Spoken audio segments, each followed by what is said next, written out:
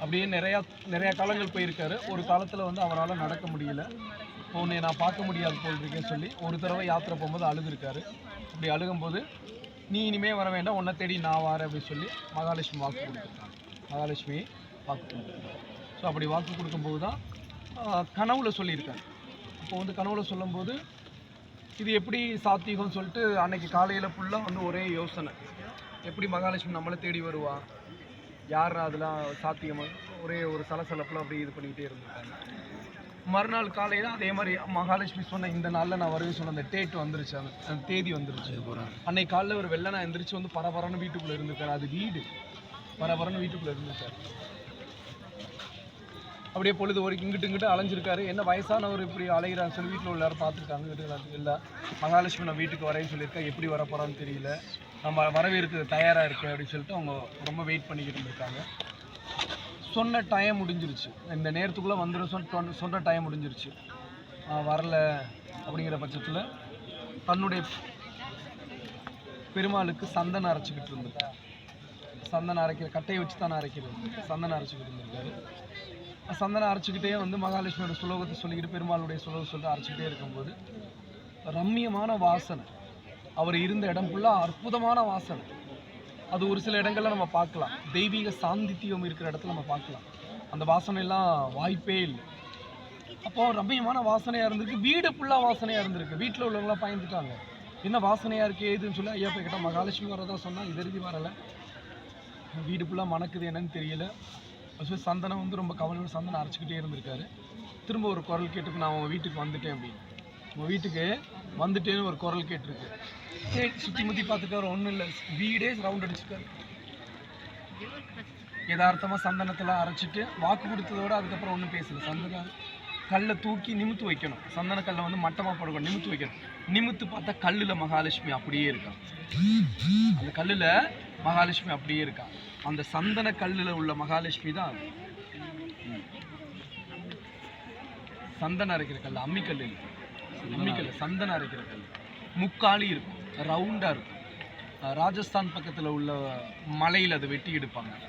மஞ்சள் கலரில் இருக்கும் அந்த கல், அது மஞ்சள் கலரில் தான் இருக்கும். அது எப்படின்னா கிரானைட் கல் மாதிரி இருக்காது, சொர சிமெண்ட் கல் மாதிரி இருக்கும். நம்ம அரைச்சோம்னா அது சந்தனக்கட்டை அரையும்.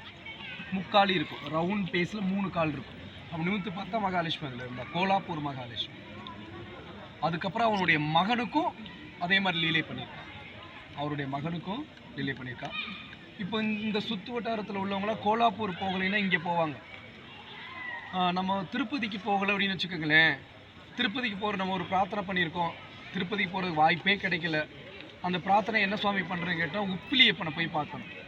யாரை பார்க்கணும்? ஒப்பில்லா அப்பன். என்னப்பன்? ஒப்பில்லா அப்பனை வந்து உப்பிலியப்பனை மாற்றிட்டாங்க. சீனிவாச பெருமாளுக்கு என்ன கைங்கரியம் பண்ணணுமோ அந்த கைங்கரியத்தை யாருக்கு பண்ணலாம்? உப்பிலியப்பனுக்கு பண்ணலாம்.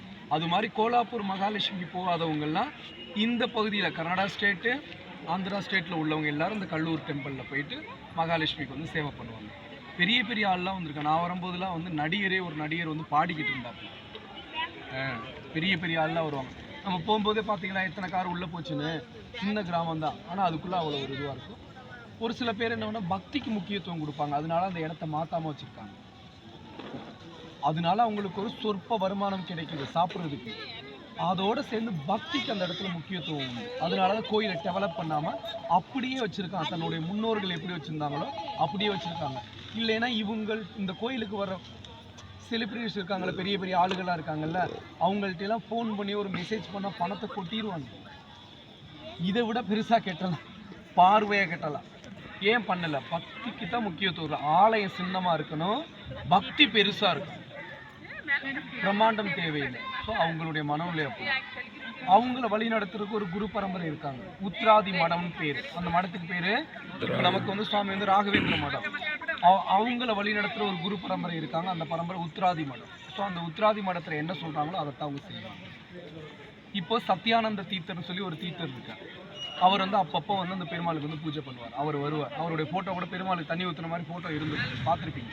ஆமாம், இருந்துச்சு. அவர் வருவார், சத்யானந்த தீர்த்தர். அவருடைய மடம் வந்து ஸ்ரீரங்கத்துலேயும் இருக்குது, கும்பகோணத்துலேயும் இருக்குது. ஸோ அதனால் இது 8 மடத்தில் அது ஒரு மடம். ஸோ அதனால் அந்த இடத்துல உள்ள மகாலட்சுமி வந்து ரொம்ப பவர்ஃபுல். ஆனால் அந்த மகாலட்சுமி எப்படி அழைச்சாரு, அவர் எப்படி அழைச்சாரு, எதுக்காக அந்த எளிமையான பக்தனுக்கு வந்தாங்க அப்படின்னா தூய பக்தி, ரெண்டாவது நாம ஜபம், அதே மாதிரி வைராக்கியம். ஒவ்வொரு வருஷமும் தன்னுடைய 90 வயசு இறுதி நடந்தே போயிருக்கார் 400 கிலோமீட்டர். அதிகபட்சம் ஒவ்வொரு தடவை போகும்போது 100 பேரை கூட்டிகிட்டு போவார். வாங்க என் கூட போவோம் அப்படின்னு, இந்த குலதெய்வத்தை பார்க்க போகிற மாதிரி போவாங்க. ஸோ அப்படிலாம் நமக்கு பக்தி வரலையே, நமக்கு பக்தி வரல. அந்த பக்திக்கு மெச்சித்தான் கோலாப்பூர்லேருந்து யார் வந்தா, மகாலட்சுமி வந்தா. ஸோ இப்போது இன்னொன்று பார்க்கல, இன்னொன்று நம்ம அதில் நம்ம திங்க் பண்ணலாம். என்ன பண்ணலாம், மகாலட்சுமியே வந்துட்டு அவங்க ஏன் குபேரனா என்ன மாறலை? மகாலட்சுமி இருக்கிற இடம் அவங்க எப்படி இருப்பாங்க, எப்படி இருப்பாங்க? ஏன் அவங்க குபேரனா மாறலை? ஏன் மாறலை? போதுமான தேவை கிடைச்சிருச்சு ஐயா, போதுமான தேவை கிடைச்சி எக்ஸ்ட்ரா நினைக்கல. அது அவங்க அதை விரும்பலை. கரெக்ட், அதுதான். அவங்க இன்னமும் பக்தியில தான் இருக்கணும்னு ஆசைப்படுறாங்க. ஆச்சாரமா பக்தி பண்ணணும், அவ்வளோதான். அவங்களுடைய தேவை கிடைச்சிருச்சு, வாழ்றதுக்கு தேவையான வசதி கிடைச்சிருச்சு, பிரம்மாண்டமாக வாழணும் அவங்களுக்கு ஆசை இல்லை. அப்போது பக்திக்கு தான் முக்கியத்துவம் கொடுக்கணும். இப்போ ஒரு சில கோயிலெலாம் கட்டிட்டு சின்ன பிள்ளையார் கோயிலை வச்சுக்கிட்டு தாண்டுறாங்க, குதின்னு குதிக்கிறாங்க. அதை வச்சுக்கிட்டு ஆயிரக்கணக்கில் லட்சக்கணக்கில் சம்பாதிக்க ஆசைப்படுறாங்க. நம்பர் 1 பிஸ்னஸாக கோயிலை தான் வச்சுக்கிறாங்க. ஸோ அந்த இடம்லாம் நமக்கு ஒரு உதாரணம். அந்த இடம்லாம் உதாரணம் தேடி நம்ம கண்டுபிடிச்சது அந்த இடம் ஒன்று. அப்பர் கட்டும் ஒன்று, அப்பர் கட்டு போனோமா அதுவும் ஒன்று. அது வந்து குரு பக்திக்கு உச்சமான இடம். குரு என்ன சொன்னாங்களோ அதை செஞ்சோம்னா வாழ்க்கையில் நம்ம மேன்மை பெறுவோம் அப்படிங்கிறது அப்பர்லாம் ஒரு முக்கியமான ஆள். ஸோ அதனால் அந்த மாதிரி தான். அதே மாதிரி அவருடைய மகனுக்கும் அது நடந்திருக்கு. இதே மாதிரி தான்.